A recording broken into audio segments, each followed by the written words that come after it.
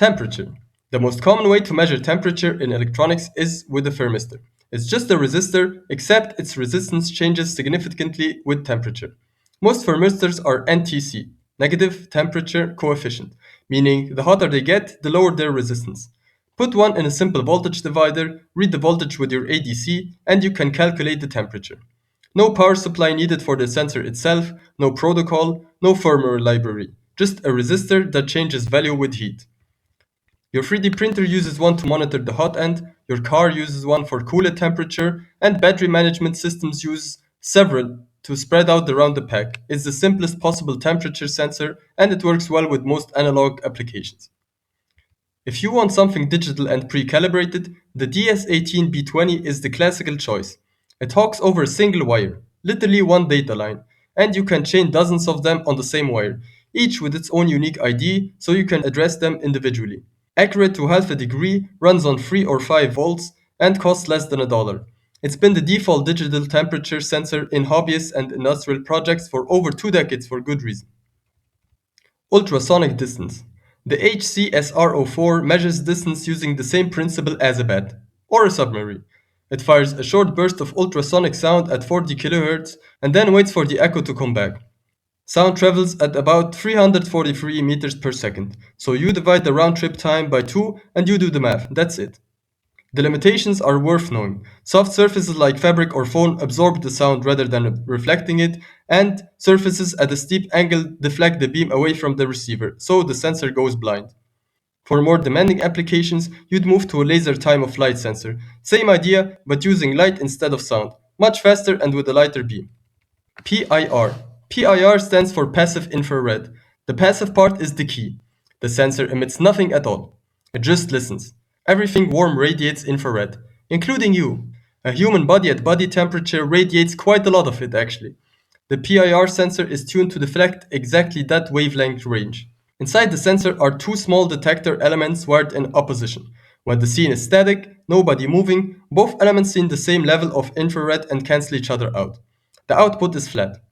When a warm body moves through the field of view, the infrared signal hits one element before the other. The sensor doesn't know it's you, it just knows something warm moved. Hall effect sensor. When you pass current through a conductor and apply a magnetic field perpendicular to it, the magnetic force pushes the moving charges sideways. That sideways push creates a small voltage across the width of the conductor. That's the Hall effect, discovered in 1879, and it's the basis for one of the most useful sensors in modern electronics. In practice, a Hall sensor is just a tiny chip. Hold a magnet near it and you get a voltage out. The voltage tells you how strong the field is and which direction it's pointing. The most important application is brushless motors. A brushless motor needs to energize the right coils at the right moment as the rotor spins. To know the right moment, it needs to know where the rotor is. 3 Hall sensors equally spaced around the motor each detect when a rotor magnet passes. Together, they give the controller a continuous position signal, good enough to fire each coil at exactly the right time. Get the timing wrong, and the motor loses power, overheats, or stalls entirely. This is the reason why your drones stay in the air and why your PC fans stay quiet. IMU. An IMU, or inertial measurement unit, is typically a combination of an accelerometer and a gyroscope on the same chip. They measure two different things. They both have a weakness, and you need both to get reliable orientational data. The accelerometer is stable long-term but noisy, and the gyroscope is smooth short-term but drifts. A fusion algorithm, a complementary filter, or a Kalman filter blends the two, and you get the best of both. Fast response without drift. This is running in your phone, your drone, your smartwatch, and most modern game controllers. The MPU6050, a combined 6-axis IMU about the size of a fingernail, costs around $2 and has shipped in the hundreds of millions. Piezoelectric sensor. Certain materials, quartz is the classic example, generate a voltage when you squeeze or bend them. Compress the material, positive and negative charges separate inside the crystal lattice, and you get a voltage across the faces. This is the piezoelectric effect. It also works in reverse. Apply a voltage and the material physically deforms.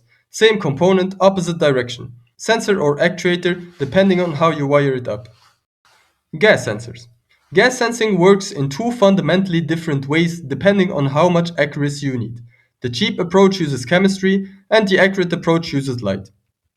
The MQ series sensors, like the ones you found in every smoke alarm or cheap gas detectors, Use a heated metal oxide film, usually tin dioxide. At operating temperature, oxygen from the air sticks to the surface and makes the film resistive. When a target gas like methane, carbon, or propane shows up, it reacts with the oxygen and the resistance drops. You measure the resistance and you can detect the gas. It's simple, it's cheap, and it's been working that way for decades. The downside is cross sensitivity. It responds to multiple gases and you can't really tell them apart. So, for CO2 specifically, the right approach is NDIR, non-dispersive infrared. CO2 absorbs infrared light at the very specific wavelengths, 4.26 micrometers. An NDIR sensor is basically a tube. You have an IR source at one end, a filter that only passes that exact wavelength, and a detector at the other end. More CO2 in the tube means more absorption, means less light reaching the detector.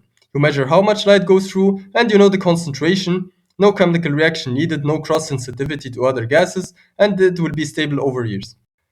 Capacitive touch. A capacitor stores charges between two conductive surfaces with a gap between them. How much charge it can store, its capacitance, depends on the size of the surface, the size of the gap, and what's between them. Your finger is conductive. When it gets close to a metal electrode, it becomes part of that system and the capacitance changes.